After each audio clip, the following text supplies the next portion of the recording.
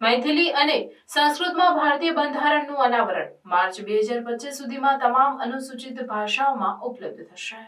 એક ઇતિહાસમાં પહેલમાં ભારત સરકારે બંધારણને 8મી અનુસૂચિમાં સૂચિબદ્ધ તમામ 22 અનુસૂચિત ભાષાઓમાં અનુવાદિત કરવા માટે એક મહત્વાકાંક્ષી પ્રોજેક્ટ શરૂ કર્યો છે।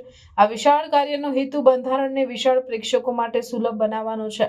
આ પ્રોજેક્ટ માર્ચ 2025 સુધીમાં પૂર્ણ કરવાનો છે। મૈથિલી અને સંસ્કૃતમાં અનુવાદિત બંધારણના પ્રથમ આવૃત્તિઓ તાજેતરમાં અનાવરણ કરવામાં આવી હતી, જે આ પહેલમાં એક મહત્વપૂર્ણ માઇલસ્ટોન છે। આ અનુવાદો મૈસૂરમાં સેન્ટ્રલ ઇન્સ્ટિટ્યૂટ ઓફ ઇન્ડિયન લેંગ્વેજીસના નેશનલ ટ્રાન્સલેશન મિશન દ્વારા કાયદા અને ન્યાય મંત્રાલયના અધિકૃત ભાષા વિંગના અધિનિયમ હેઠળ કાળજીપૂર્વક તૈયાર કરવામાં આવ્યા છે। મૈથિલી જે મુખ્યત્વે બિહાર, ઝારખંડ અને નેપાળના કેટલાક ભાગોમાં બોલાય છે અને સંસ્કૃત જે ઐતિહાસિક મહત્વ ધરાવતી પ્રાચીન ભાષા છે, તે પ્રથમ ભાષાઓ છે જેમણે અનુવાદિત આવૃત્તિઓ પ્રાપ્ત કરી છે।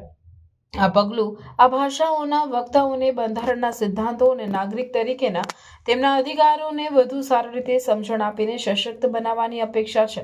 અનાવરણ સમારોહમાં રાષ્ટ્રપતિ દ્રૌપદી મુર્મુ, ઉપરાષ્ટ્રપતિ જગદીપ ધનખડ, પ્રધાનમંત્રી નરેન્દ્ર મોદી અને અન્ય પ્રખ્યાત નેતાઓ સહિતના અનેક મહાનુભાવો હાજર રહ્યા હતા।